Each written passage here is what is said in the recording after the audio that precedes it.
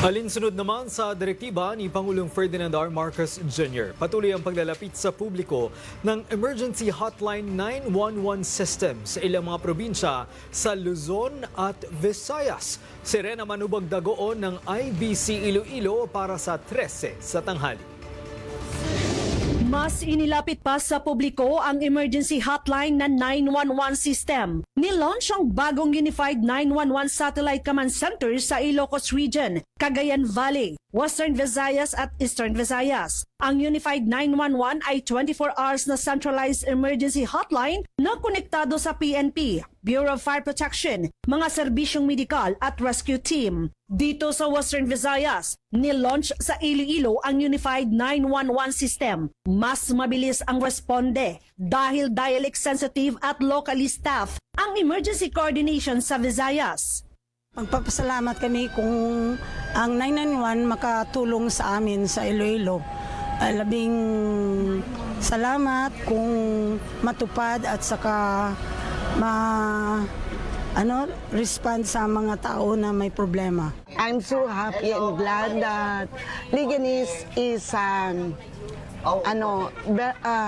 is one of the recipient of the 911. So very glad kami nga we are given a chance that 911 is located here.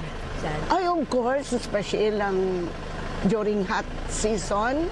So palaging mga grass fire, immediately responded. Hindi na kailangan dumaan sa National Command Center sa Maynila ang tawag. Maiiwasan na rin ang pagkaantala sa distansya at language barriers. Before, nung araw, pag mag-dial ka ng stress call, of course, kailangan mo ng radyo. Hindi na kailangan ng radyo, meron ng cellphone. Kailangan mo ng cellphone, kailangan mo pumunta na today, hindi mo na kailangan pumunta, maglahat, tumawag ng radyo. You just dial 911. Tumaas din sa higit 95% ang handling efficiency sa hotline. Mula yan sa dating 48.33% noong 2024. Ibig sabihin, tumaas ang tiwala ng publiko sa National Command Center.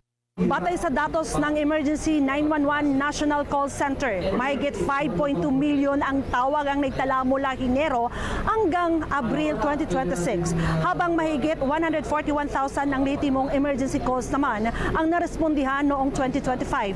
Patunay ng lumalaking tiwala ng publiko sa Unified 911 system. Rena Manubag, Dagoon, IBC News.